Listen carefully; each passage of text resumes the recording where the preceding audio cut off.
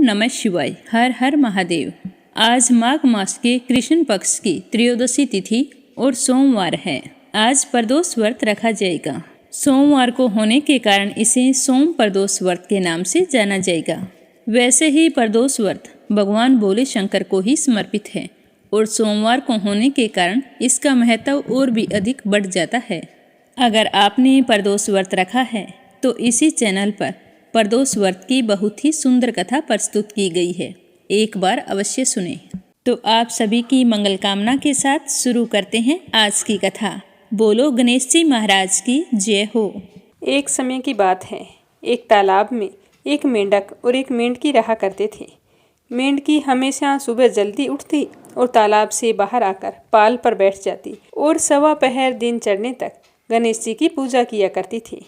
मेंढकी का इस तरह गणेश जी की पूजा करना मेंढक को बिल्कुल भी अच्छा नहीं लगता था। वह कहता कि कौन है गणेश जी, मैं तो किसी गणेश जी को नहीं मानता हूँ। गार खाती है ना मिट्टी खाती है, भूखी प्यासी पाल पर बैठी रहती है। मुझे देखो कितना हट्टा कट्टा हूँ, कोई विनायक जी की पूजा नहीं करता हूँ। पर मेंढकी पर मेंढक की बातों का कोई असर नहीं होता। मेंढक रोजाना इसी तरह चिल्लाता रहता।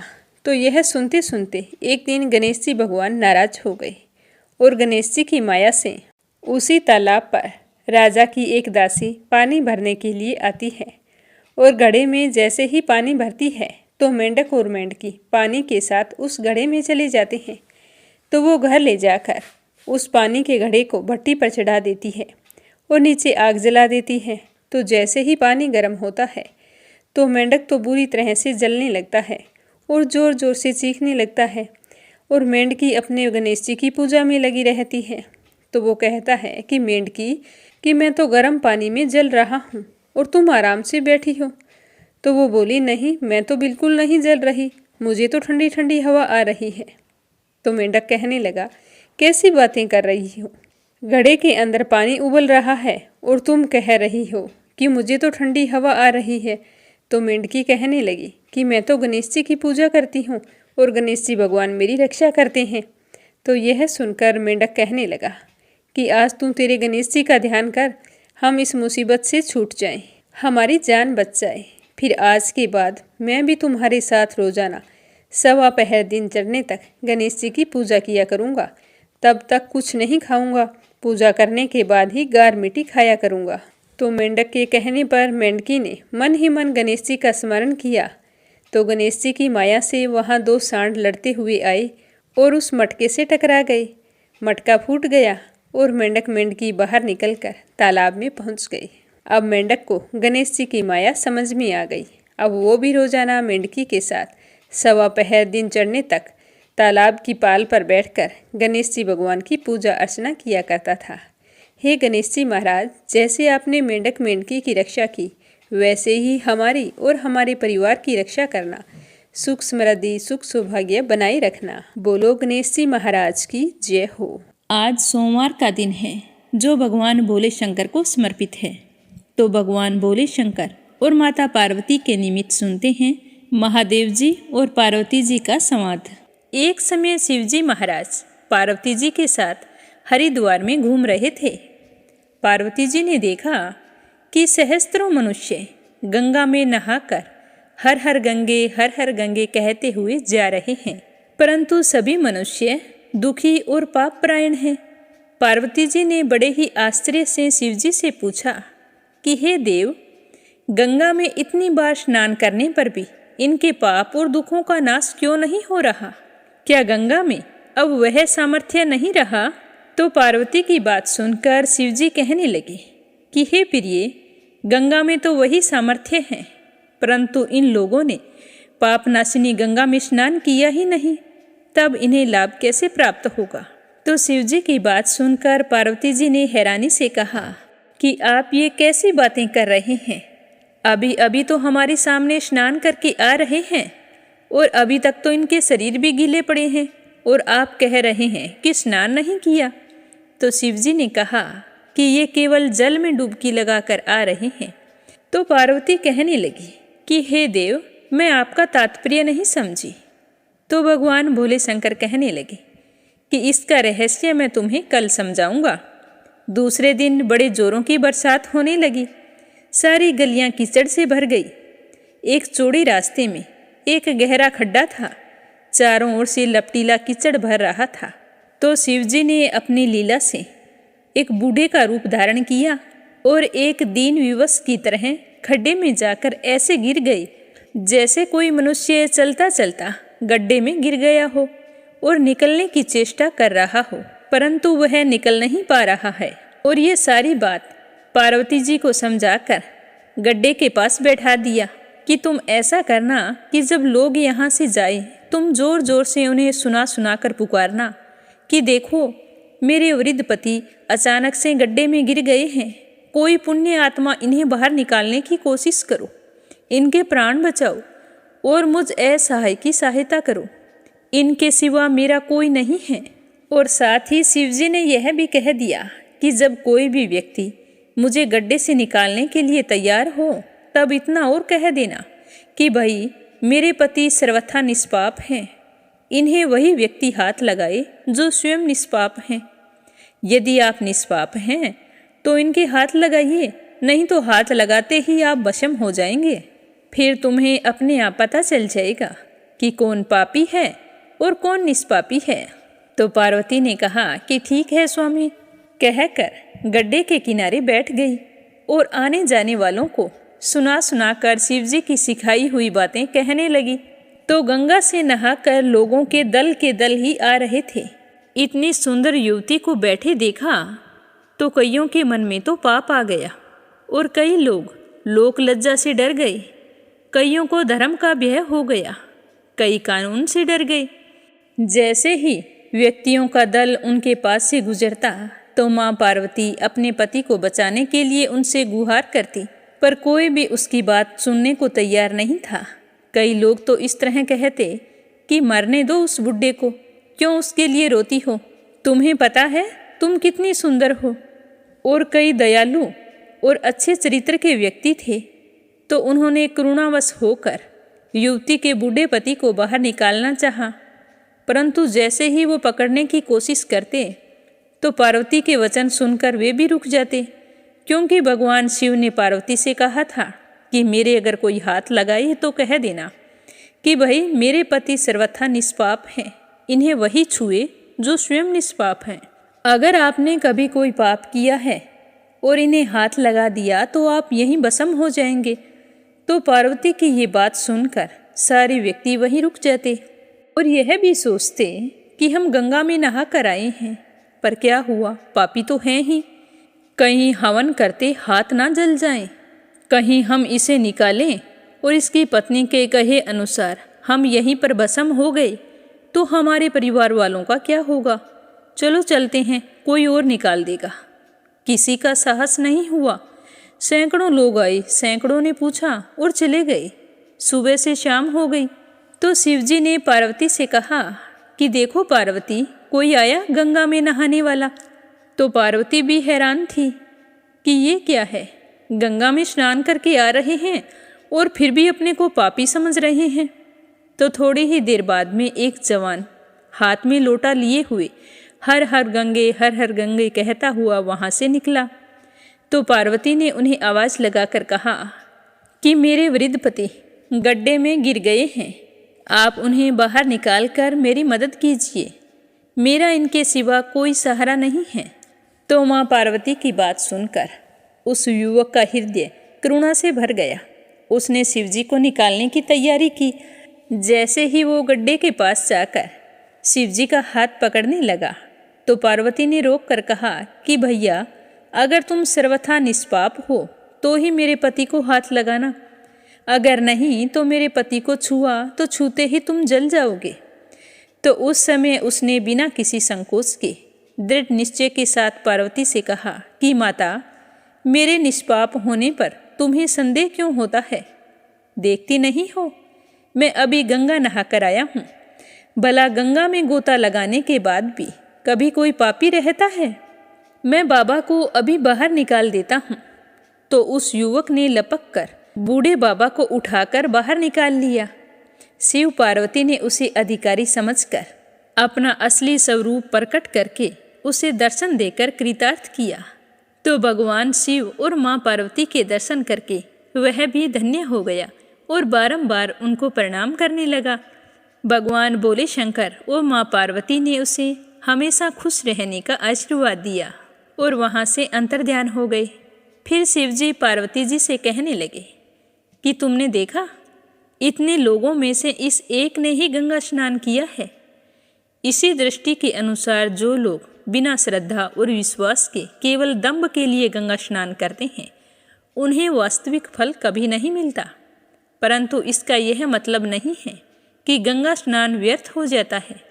विश्वास के साथ किए गए गंगा स्नान का फल जरूर मिलता है। मैं आपसे भली भांति निश्चित किया हुआ सिद्धांत कहता हूँ, मेरे वचन मिथ्या नहीं है। जो मनुष्य श्री हरि का भजन करते हैं, वे अत्यंत दुस्तर संसार सागर को सहज ही पार कर जाते हैं। इसीलिए धर्म, पूजा पाठ, स्नान, दान, हर चीज में व्यक्ति की आस्था और विश्वास जरूर होना चाहिए, अन्यथा हमें उसका कोई पुण्य फल नहीं मिलता। तो प्रेम से बोलो शिव गौरी की जय हो। अब अपने सुनते हैं माघ मास महात्म्य का आगे का अध्याय। बोलो विष्णु भगवान की जय हो। अप्सरा कहने लगे कि हे राक्षस, कि इंद्र इस प्रकार प्रयाग में स्नान करके अपने पापों को धोकर अमरावतीपुरी को गया। सो हे कल्याणी, तुम भी देवताओं से सेवा किए जाने वाले प्रयाग में माघ मास का स्नान करो, निष्पाप होकर अवश्य स्वर्ग लोक को जाओगी। तो मैंने उस ब्राह्मण के वचन सुनकर उसके पैरों में पड़कर प्रणाम किया और फिर घर आ गई। घर आकर मैंने भाई बंधु, नौकर चाकर, धन आदि सभी चीज़ों का त्याग कर दिया, यह समझकर कि ये सारी वस्तुएं शरीर को नष्ट करने वाली होती है, और मैं घर से निकल गई। माघ में गंगा यमुना के संगम पर जाकर स्नान किया। सो हे निशाचर, 3 दिन के स्नान से ही मेरे सारे पाप नष्ट हो गए और 27 दिन के पुण्य से मैं देवता हो गई और पार्वती जी की सखी होकर सुख से निवास करती हूँ। इसीलिए मैं प्रयाग के महात्म्य को याद करके सब देवताओं के साथ माघ में प्रयाग में स्नान करती हूँ। मैंने अपना यह सारा वृतांत तुम्हें बता दिया है। अब तुम मुझे बताओ कि तुम इस योनि में कैसे पड़े और कुरूप होने का क्या कारण है। तुम्हारी दाढ़ी और मूंछें बहुत बड़ी बड़ी हो गई है और पार्वती की गुफा में वास करते हो। तो निशाचर कहने लगा कि हे बद्रे, सज्जनों से गुप्त बात कहने में कभी कोई हानि नहीं होती। मुझे अब कोई संशय नहीं रहा कि मेरा उद्धार तुमसे ही होगा। इसीलिए मैं अपना सारा वृतांत तुमसे कहता हूँ। मैं भी काशी में वेदों का ज्ञाता था और बड़े उच्च कुल के ब्राह्मण के घर में जन्म लिया था। मैंने राजा, पापी, शूद्र तथा वेश्यों से अनेक प्रकार के दान लिए थे। मैंने दान लेने में चंडाल को भी नहीं छोड़ा। उस जन्म में मैंने कोई भी धर्म का काम नहीं किया। वहीं पर मैं मृत्यु को प्राप्त हो गया। मेरी मृत्यु तीर्थ स्थान पर हुई थी। तीर्थ स्थान पर मृत्यु होने के कारण मैं नरक में नहीं गया। पहले 2 बार गिद्ध योनि में, 3 बार व्याघ्र योनि में, 2 बार सर्प की योनि में, 1 बार उल्लू की योनि में और अब 10वीं बार राक्षस बना हूँ और सैकड़ों वर्षों से इसी योनि में भटक रहा हूँ। इस स्थान को 3 योजन तक मैंने जंतुहीन कर दिया है। बिना अपराध के बहुत से प्राणियों को मैंने नष्ट किया है। यह सोच सोचकर मेरा मन बड़ा ही दुखी हो रहा है। तुम्हारे दर्शन से चित्त में कुछ शांति अवश्य आई है, क्योंकि सज्जनों का संग तुरंत ही सुखदायी होता है। मैंने अपने दुख के कारण आपसे कहे, और सज्जन लोग सदैव दूसरों के दुखों से दुखी होते हैं, तो अवश्य ही आप मुझे मेरे दुखों से निजात दिलाओगे। अब यह बताओ कि इस दुख रूपी समुद्र को पार कैसे करूं? क्या क्षीर सागर हंस को दूध देता है, बगुली को नहीं देता? इस तरह बताते हुए दत्तात्रेय जी कहने लगे कि इस प्रकार उस राक्षस के वचन सुनकर कांचन मालिनी कहने लगी कि हे राक्षस, मैं अवश्य तुम्हारा कल्याण करूंगी। मैंने दृढ़ प्रतिज्ञा की है कि तुम्हारी मुक्ति के लिए हर संभव कोशिश करूंगी। मैंने बहुत बार प्रयाग में स्नान किया है। वेद जानने वाले ऋषियों ने दुखी को दान देने की प्रशंसा की है। समुद्र में जल बरसाने से क्या लाभ? प्रयाग में स्नान करने का एक बार का फल मैं तुम्हें देती हूँ, उसी से तुमको स्वर्ग की प्राप्ति हो जाएगी। उसके फल का अनुभव मैं कर चुकी हूँ। तब उस अप्सरा ने यह कहकर अपने गीले वस्त्र का जल निचोड़कर जल को हाथ में लेकर माघ स्नान के फल को उस राक्षस के निमित्त अर्पण कर दिया। तो उसी समय पुण्य प्राप्त करके वह राक्षस राक्षसी शरीर को छोड़कर तेज में सूर्य के समान देवता रूप हो गया। आकाश में विमान पर चढ़कर अपनी कांति से चारों दिशाओं को प्रकाशित करता हुआ शोभायमान हुआ और कहने लगा कि ये तो या मैं जानता हूँ या ईश्वर जानता है कि तुमने मुझ पर कितना उपकार किया है। अब भी मुझे कृपया करके कुछ शिक्षा दो ताकि मैं फिर कभी पाप ना करूं। अब मैं तुम्हारी आज्ञा पाकर स्वर्ग में जाऊंगा। तो उसकी बात सुनकर कांचन मालिनी ने कहा कि सदैव धर्म किया करो, काम रूपी स्त्रु को जीतो, दूसरे के गुण तथा दोषों का वर्णन मत करो, शिव और वासुदेव का पूजन करो, इस देह का मोह मत करो, पत्नी पुत्र धन ममता सब कुछ त्याग दो, सत्य बोलो, वैराग्य भाव धारण करके योगी बनो। मैंने तुमसे यह धर्म के लक्षण कहे हैं।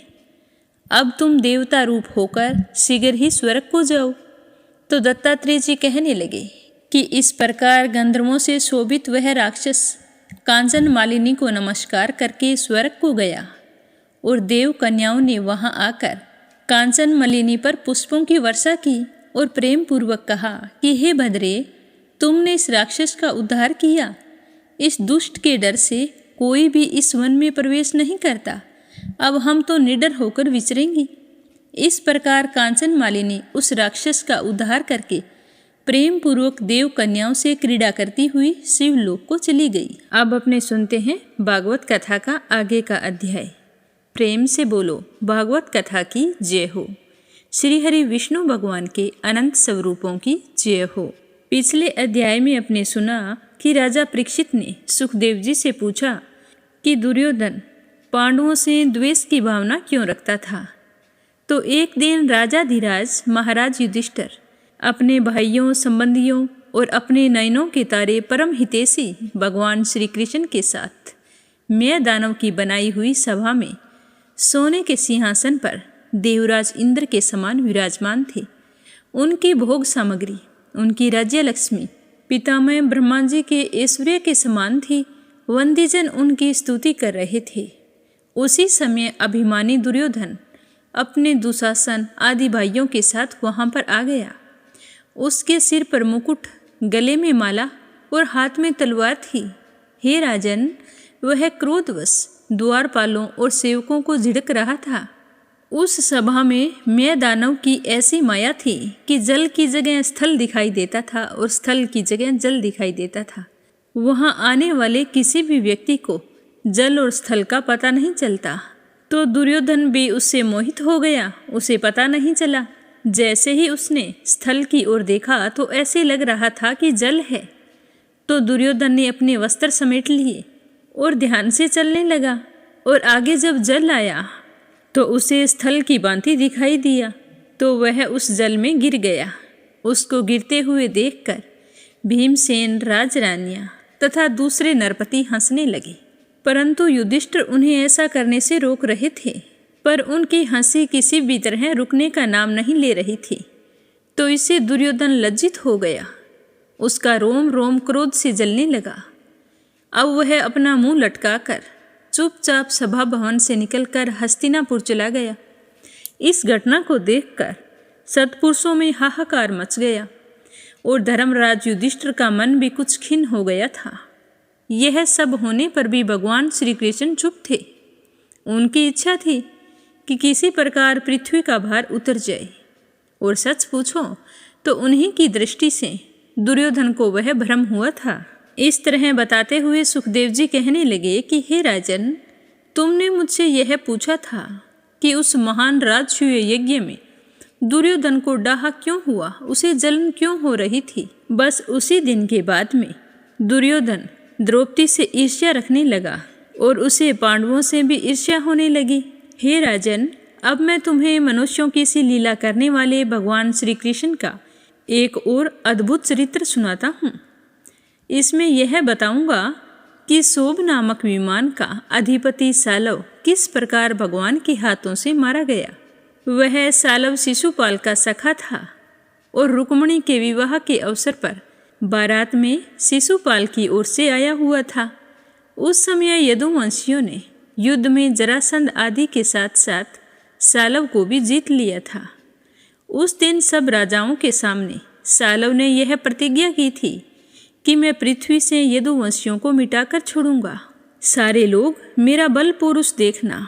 हे राजन, मूढ़ सालव ने इस प्रकार प्रतिज्ञा करके देवादिदेव भगवान पशुपति की आराधना शुरू कर दी। वह कठिन से कठिन आराधना करता था।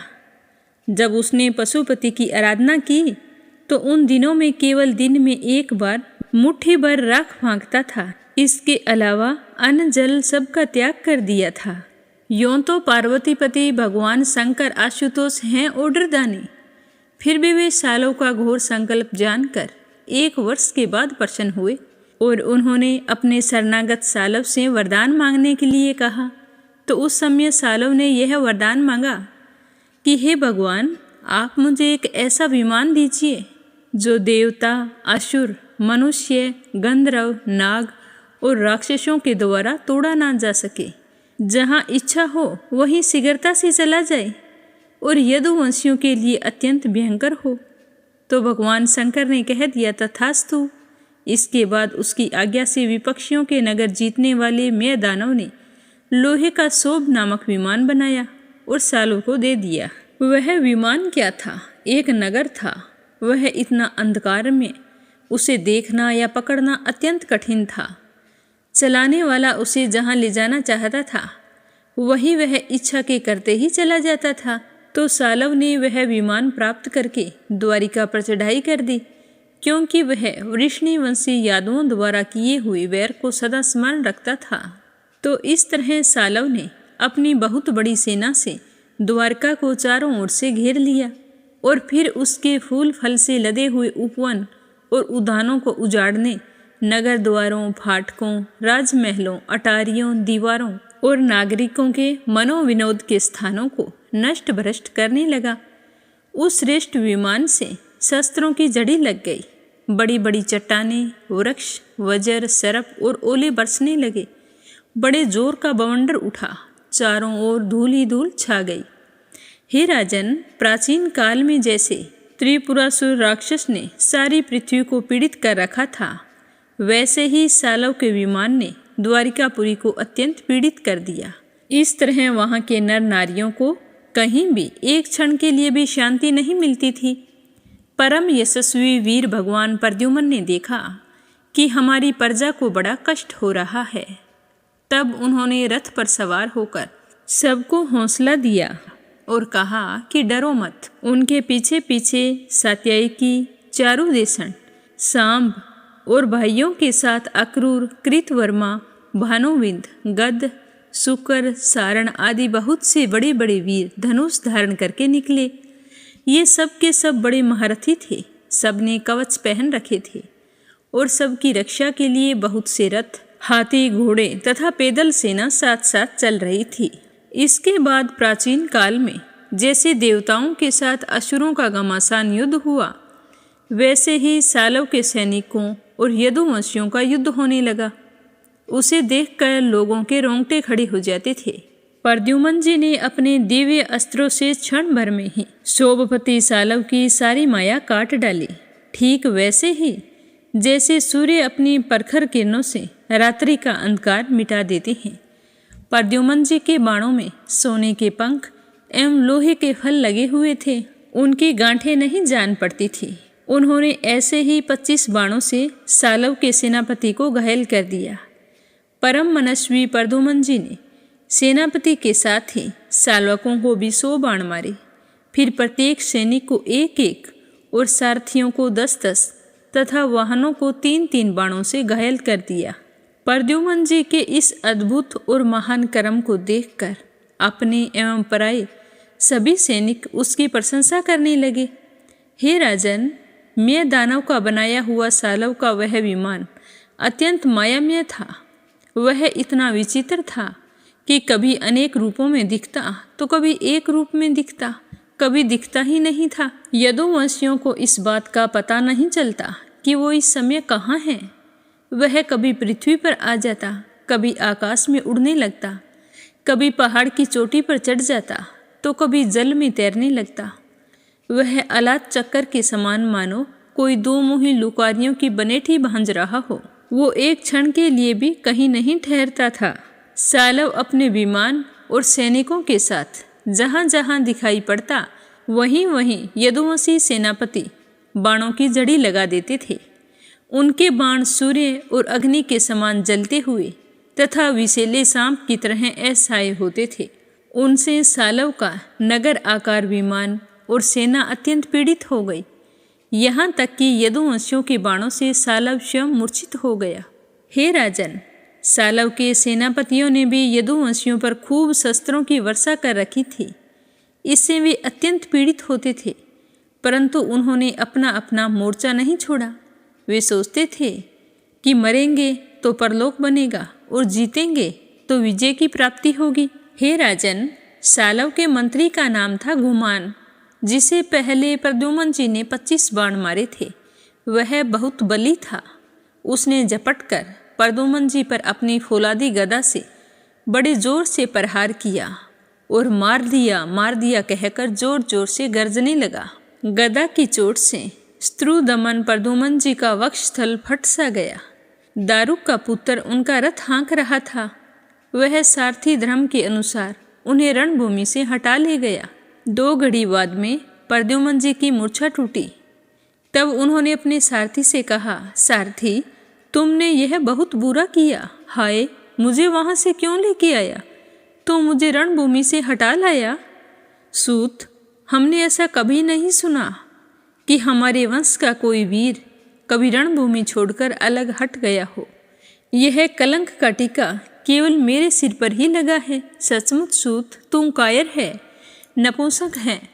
बतला तो सही, अब मैं अपने ताऊ बलराम जी और पिता श्री कृष्ण के सामने जाकर क्या कहूँगा? अब तो सारे लोग यही कहेंगे कि मैं युद्ध से भाग गया था। उनके पूछने पर मैं अपने अनुरूप उत्तर दे सकूँगा या नहीं दे सकूँगा। मेरी भाभियाँ हंसती हुई मुझसे साफ साफ पूछेगी कि कहो वीर, तुम नपुंसक कैसे हो गए? दूसरों ने तुम्हें युद्ध में नीचा कैसे दिखा दिया? हे सूत, अवश्य ही तुमने मुझे रणभूमि से भगाकर ना क्षमा करने वाला अपराध किया है। तो सारथी ने कहा कि आयुष्मान, मैंने जो कुछ किया है सारथी का धर्म समझकर किया है। मेरे समर्थ स्वामी, युद्ध का ऐसा धर्म है कि घोर संकट पड़ने पर भी सारथी रथी की रक्षा कर ले और रथी सारथी की कर ले। मैंने तो इसी धर्म को समझते हुए आपको रणभूमि से हटाया है। शत्रु ने आप पर गदा का प्रहार किया था, जिससे आप मूर्छित हो गए थे। आप बड़े संकट में थे, इसी कारण मुझे ऐसा करना पड़ा। तो फिर प्रद्युम्न जी ने हाथ मुंह धोकर कवच पहनकर धनुष धारण किया और सारथी से कहा कि मुझे वीर धूमान के पास फिर से ले चलो। उस समय वह धूमान यादवों की सेना को तहस नहस कर रहा था। प्रद्युम्न जी ने उसके पास पहुंचकर उसे ऐसा करने से रोक दिया और मुस्कुराकर 8 बाण मारे। 4 बाण उसके 4 घोड़े और एक बाण से सारथी धनुष, ध्वजा और उसका सिर काट डाला। और इधर गद, सात्यायकी, सांब आदि यदुवंशी वीर भी सालव की सेना का संहार करने लगे।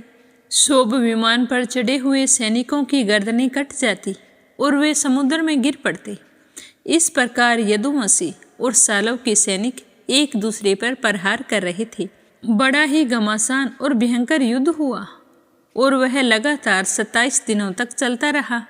उन दिनों भगवान श्री कृष्ण धर्मराज युधिष्ठिर के बुलाने से इंद्रप्रस्थ गए हुए थे। राजसूय यज्ञ हो चुका था और शिशुपाल की मृत्यु भी हो गई थी। वहाँ भगवान श्री कृष्ण ने देखा कि बड़े भयंकर अपशुगन हो रहे हैं। तब उन्होंने कुरुवंश के बड़े बूढ़ों, ऋषि मुनियों, कुंती और पांडवों से अनुमति लेकर द्वारिका के लिए प्रस्थान किया। वे मन ही मन कहने लगे कि मैं पूज्य भाई बलराम जी के साथ यहाँ चला आया। अब शिशुपाल के पक्षपाती क्षत्रिय अवश्य ही द्वारिका पर आक्रमण कर रहे होंगे। भगवान श्री कृष्ण ने द्वारिका में पहुंचकर देखा कि सचमुच यादवों पर तो बड़ी विपत्ति आई हुई है। तब उन्होंने बलराम जी को नगर की रक्षा के लिए नियुक्त कर दिया और सोमपति सालव को देखकर अपने सारथी दारुक से कहा कि हे दारुक, तुम जल्दी से जल्दी मेरा रथ सालव के पास ले चलो। देखो, यह सालव बड़ा मायावी है, तो तुम भी तनिक भी भय ना करना। भगवान की ऐसी आज्ञा पाकर दारुक रथ पर चढ़ गया और उसे सालव की ओर ले चला। भगवान के रथ की ध्वजा गरुड़ चिन्ह से चिन्हित थी। उसे देखकर यदुवंशियों तथा सालव की सेना के लोगों ने युद्ध भूमि में प्रवेश करते ही भगवान को पहचान लिया। हे राजन, अब तक सालव की सारी सेना प्राय नष्ट हो चुकी थी। भगवान श्री कृष्ण को देखते ही उसने उनके सारथी पर एक बहुत बड़ी शक्ति चलाई। वह शक्ति बड़ा भयंकर शब्द करती हुई आकाश में बड़े वेग से चल रही थी। बड़े बड़े लुक के समान जान पड़ती थी। उसके प्रकाश से सारी दिशाएं चमक उठे। उसे सारथी की ओर आता देखकर भगवान श्री कृष्ण ने अपने बाणों से उसके सैकड़ों टुकड़े कर दिए। इसके बाद उन्होंने सालव को 16 बाण मारे और उसके विमान को भी, जो आकाश में घूम रहा था। असंख्य बाणों से उसे चलनी कर दिया, ठीक वैसे ही जैसे सूर्य अपनी किरणों से आकाश को भर देता है। सालव ने भगवान श्री कृष्ण की बाईं भुजा में, जिसमें सारंग धनुष शोभायमान था, बाण मार दिया। बाण लगने से सारंग धनुष भगवान के हाथ से छूटकर गिर पड़ा। यह एक अद्भुत घटना घट गई। जो लोग आकाश या पृथ्वी से यह युद्ध देख रहे थे, तब वे बड़े जोर से हाय हाय पुकार उठे। तब सालव ने गर्ज कर भगवान से कहा कि अरे मूढ़, तुमने हम लोगों के देखते देखते हमारे भाई और सखा शिशुपाल की पत्नी को हर लिया, और भरी सभा में, जबकि हमारा मित्र शिशुपाल असावधान था, तो तूने उसे मार डाला। मैं जानता हूँ कि तू अपने आप को अजय मानता है, तो तुम मेरे सामने ठहर। मैं अपने तीखे बाणों से तुम्हें वहाँ पहुँचा दूंगा जहाँ से फिर कोई लौट कर नहीं आता। भगवान श्री कृष्ण ने कहा कि अरे मूढ़, तू व्यर्थ ही बहक रहा है। तुझे पता नहीं है कि तेरे सिर पर मौत सवार है। सूरवीर व्यर्थ की बकवास नहीं करते, वे अपनी वीरता ही दिखलाया करते हैं। इस प्रकार कहकर भगवान श्री कृष्ण ने क्रोधित होकर अपनी अत्यंत वेगवती और भयंकर गदा से सालव के जत्रुस्थान हंसली पर प्रहार किया। इससे वह खून उगलता हुआ कांपने लगा। इधर जब गदा भगवान के पास लौट आई, तब सालव अंतर्ध्यान हो गया। इसके बाद 2 घड़ी बीतने पर एक मनुष्य ने भगवान के पास पहुंचकर उनको सिर झुकाकर प्रणाम किया, और वह रोता हुआ बोला कि मुझे आपकी माता देवकी जी ने भेजा है। उन्होंने कहा है कि वह अपने पिता के प्रति अत्यंत प्रेम रखने वाले महाबाहु श्री कृष्ण सालव तुम्हारे पिता को उसी प्रकार बांध कर ले गया है जैसे कोई कसाई पशु को बांध कर ले जाता है। तो यह अप्रिय समाचार सुनकर भगवान श्री कृष्ण मनुष्य से बन गए और उनके मुख पर उदासी छा गई। वे साधारण पुरुष के समान अत्यंत करुणा और स्नेह से कहने लगे कि अहो, मेरे भाई बलराम जी को तो देवता अथवा असुर कोई नहीं जीत सकता। वे सदा सर्वदा सावधान रहते हैं। सालव का बल पुरुष तो इतना अल्प है, फिर भी इसने उन्हें कैसे जीत लिया और कैसे मेरे पिताजी को बांध कर ले गया। सचमुच प्रारब्ध बहुत ही बलवान है।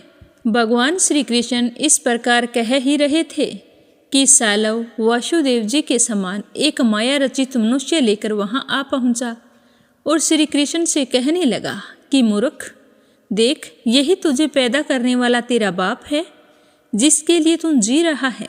देख, तेरे देखते ही देखते मैं इसका काम तमाम करता हूँ। अगर तेरे अंदर थोड़ा बहुत बल पुरुष है तो इसे बचा ले।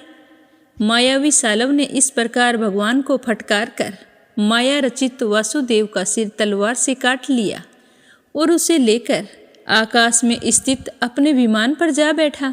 हे राजन, भगवान श्री कृष्ण स्वयं सिद्ध ज्ञान स्वरूप और महानुभाव हैं।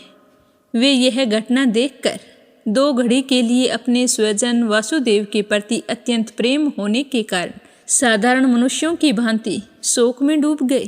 परंतु फिर वे जान गए कि यह तो सालव की फैलाई हुई कोई आसुरी माया है जो उसे मैं दानव ने बतलाई थी। फिर भगवान श्री कृष्ण ने युद्ध भूमि में सचेत होकर देखा तो ना वहाँ पर दूत और ना ही उसके पिता का शरीर, जैसे स्वप्न में एक दृश्य दिखकर लुप्त हो जाता है, सब कुछ वैसा ही प्रतीत हो रहा था। उधर देखा तो सालव विमान पर चढ़कर आकाश में विचर रहा है। तब वे उसका वध करने के लिए उद्यत हो गए। हे राजन, इस प्रकार की बात पूर्व पर का विचार ना करने वाले कोई कोई ऋषि कहते हैं। अवश्य ही वे इस बात को भूल जाते हैं कि श्री कृष्ण के संबंध में ऐसा कहना उन्हीं के वचनों के विपरीत है। कहाँ अज्ञानियों में रहने वाले शोक, मोह, स्नेह और भय, और कहाँ वे परिपूर्ण भगवान श्री कृष्ण जिनका ज्ञान, विज्ञान और ऐश्वर्य अखंडित है, एक रस है। भला उनमें वैसे भावों की संभावना ही कहाँ है। बड़े बड़े ऋषि मुनि भगवान श्री कृष्ण के चरण कमलों की सेवा करके आत्म विद्या का भली भांति संपादन करते हैं और उसके द्वारा शरीर आदि में आत्म बुद्धि रूप अनादि अज्ञान को मिटा डालते हैं तथा आत्म संबंधी अनंत ऐश्वर्य प्राप्त करते हैं।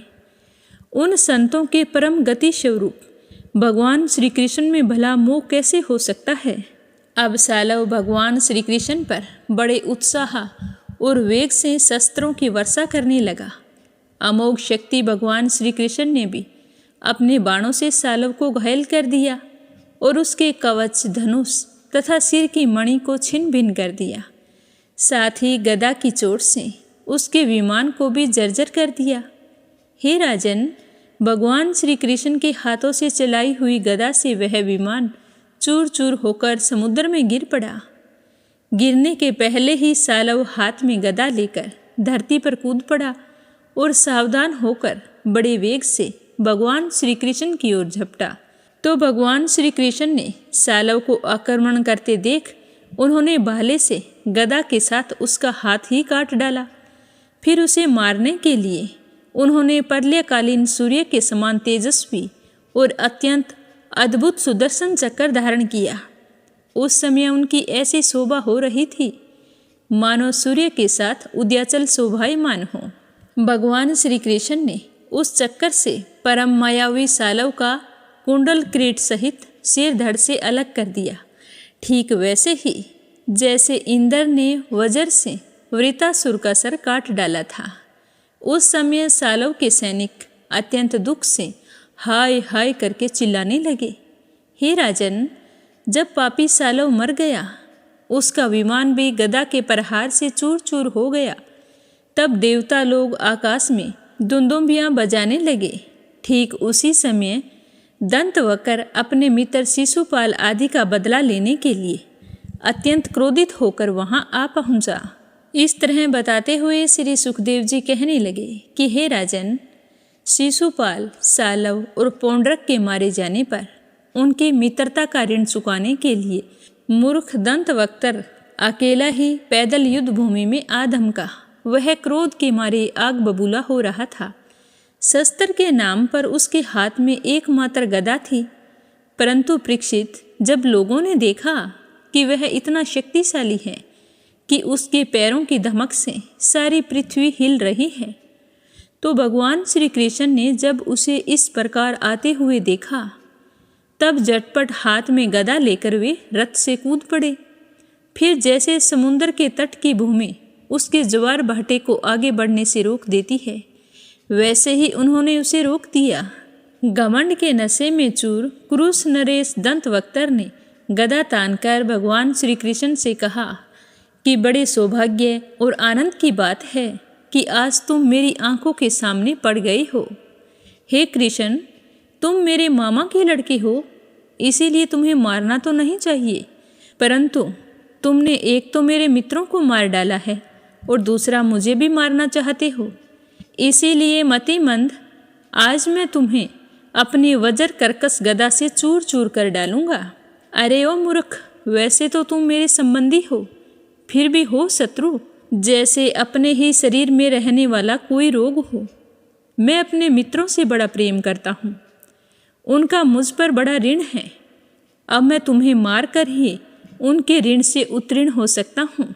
जैसे महावत अंकुश से हाथी को घायल करता है, वैसे ही दंतवक्तर ने अपनी कड़वी बातों से श्री कृष्ण को चोट पहुँचाने की चेष्टा की और फिर वह उनके सिर पर बड़े वेग से गदा मारकर सिंह के समान गर्ज उठा। रणभूमि में गदा की चोट खाकर भी भगवान श्री कृष्ण टस से मस नहीं हुए। उन्होंने अपने बहुत बड़ी कोमोद की गदा संभालकर फिर उससे दंतवक्तर के वक्ष स्थल पर प्रहार किया। गदा की चोट से दंतवक्तर का कलेजा फट गया। वह मुख से खून उगलने लगा। उसके बाल बिखर गए, भुजाएं और पैर फैल गए। निदान निष्प्राण होकर वह धरती पर गिर पड़ा। हे परीक्षित, जैसा कि शिशुपाल की मृत्यु के समय हुआ था, सब प्राणियों के सामने ही दंतवक्तर के मृत शरीर से एक अत्यंत सूक्ष्म ज्योति निकली और वह बड़ी विचित्र रीति से भगवान श्री कृष्ण में समा गई। दंतवक्तर के बड़े भाई का नाम था विदुरथ। वह अपने भाई की मृत्यु से अत्यंत शोकाकुल हो गया। अब वह क्रोध के मारे लंबी लंबी सांस लेता हुआ हाथ में ढाल तलवार लेकर भगवान श्री कृष्ण को मार डालने की इच्छा से वहां आया। हे राजन, जब भगवान श्री कृष्ण ने देखा कि अब वह प्रहार करना चाहता है, तब उन्होंने अपने छुरे के समान तीखी धार वाले चक्कर से किरीट और कुंडल के साथ उसका सिर धड़ से अलग कर दिया। इस प्रकार भगवान श्री कृष्ण ने सालव, उसके विमान शोभ, दंतवक्तर और विदुरथ, जिन्हें मारना दूसरों के लिए असंभव था, मारकर द्वारिकापुरी में प्रवेश किया। उस समय देवता और मनुष्य उनकी स्तुति कर रहे थे। बड़े बड़े ऋषि मुनि, सिद्ध, गंधर्व, विद्याधर और वासुकी आदि महानाग, अप्सराएं, पितर, यक्ष, किन्नर तथा चारण उनके ऊपर पुष्पों की वर्षा करते हुए उनकी विजय के गीत गा रहे थे। भगवान के प्रवेश के अवसर पर द्वारिकापुरी को बहुत ही अच्छे से सजा दिया गया था।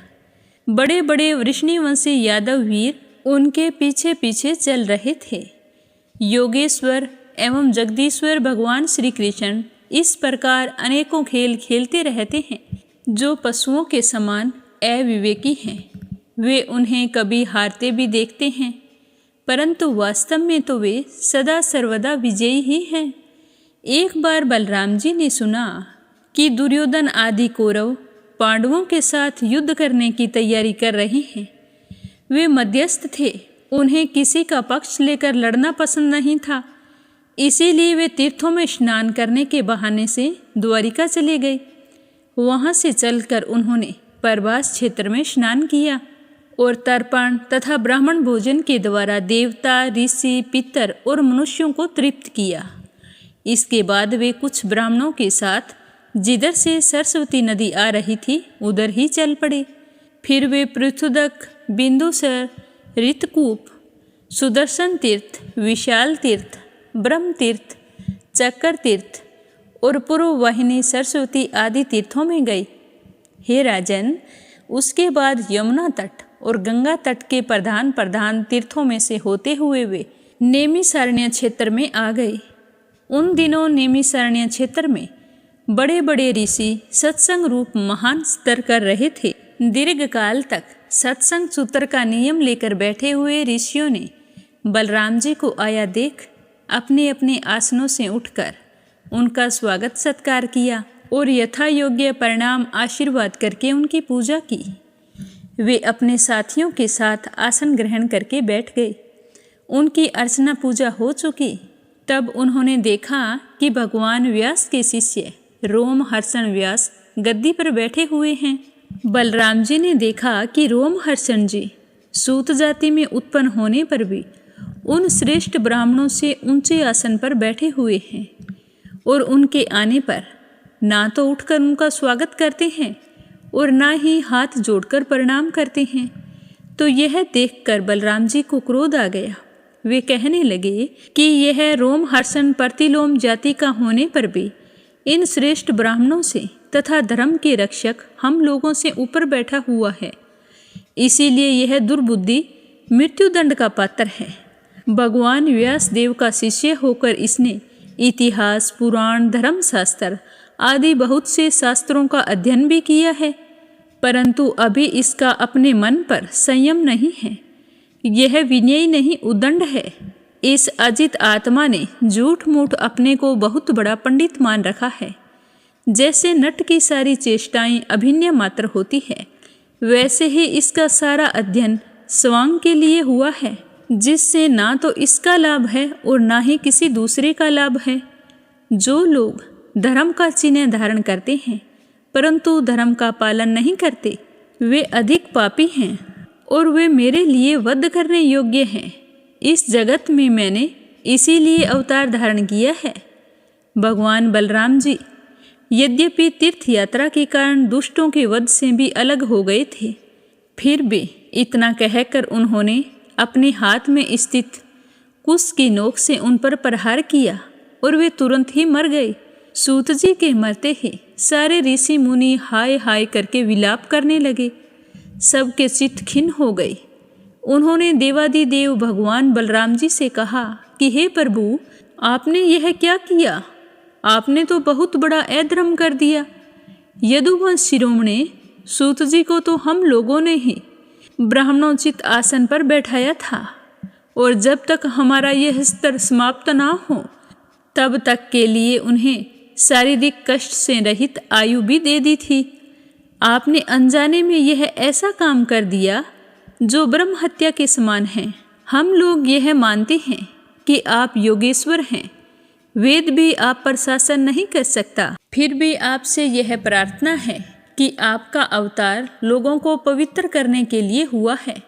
यदि आप किसी की प्रेरणा के बिना स्वयं अपनी इच्छा से ही इस ब्रह्म हत्या का प्रायश्चित कर लेंगे तो इससे लोगों को बहुत शिक्षा मिलेगी। तो यह सुनकर भगवान बलराम ने कहा कि मैं लोगों को शिक्षा देने के लिए, लोगों पर अनुग्रह करने के लिए इस ब्रह्म हत्या का प्रायश्चित अवश्य करूँगा। अतः इसके लिए प्रथम श्रेणी का जो प्रायश्चित हो, आप लोग उसी का विधान कीजिए। आप लोग इस सूत को लंबी आयु, बल, इंद्रिय शक्ति आदि जो कुछ भी देना चाहते हो मुझे बतला दीजिए। मैं अपने योग बल से सब कुछ संपन्न किए देता हूँ। तो ऋषियों ने कहा कि बलराम जी, आप ऐसा कोई उपाय कीजिए जिससे आपका शस्त्र, पराक्रम और इनकी मृत्यु भी व्यर्थ ना हो और हम लोगों ने इन्हें जो वरदान दिया था वह भी सत्य हो जाए। तो भगवान बलराम जी ने कहा कि हे ऋषियों, वेदों का ऐसा कहना है कि आत्मा ही पुत्र के रूप में उत्पन्न होता है, इसीलिए रोमहर्षण के स्थान पर उनका पुत्र आप लोगों को पुराणों की कथा सुनाएगा। उसे मैं अपनी शक्ति से दीर्घायु, इंद्रिय शक्ति और बल दिए देता हूँ। हे ऋषियों, इसके अतिरिक्त आप लोग और जो कुछ भी चाहते हो मुझसे कहिए, मैं आप लोगों की सारी इच्छाएं पूर्ण करूँगा। अनजाने में मुझसे जो अपराध हो गया है उसका प्रायश्चित भी आप लोग सोच विचार करके मुझे बतला दीजिए, क्योंकि आप लोग इस विषय के विद्वान हैं। तो ऋषियों ने कहा कि बलराम जी, इलवल का पुत्र बलवल नाम का एक भयंकर दानव है। वह प्रत्येक पर्व पर यहाँ आता है और हमारे इस सूत्र को दूषित कर देता है। हे यदुनंदन, वह यहाँ आकर पीप, खून, विष्ठा, मूत्र, शराब और मांस की वर्षा करने लगता है। आप उस पापी को मार डालिए, हम लोगों की यह बहुत बड़ी सेवा होगी। इसके बाद आप एकाग्र चित्त से तीर्थों में स्नान करते हुए 12 महीनों तक पूरे भारतवर्ष की परिक्रमा करते हुए विचरण कीजिए, इससे आपकी शुद्धि हो जाएगी। तो आज की कथा को यहीं पर विराम देते हैं। इससे आगे क्या हुआ यह सुनेंगे कल के अध्याय में। तो प्रेम से कहिए, लक्ष्मीपति नारायण के अनंत स्वरूपों की जय हो, भागवत कथा की जय हो।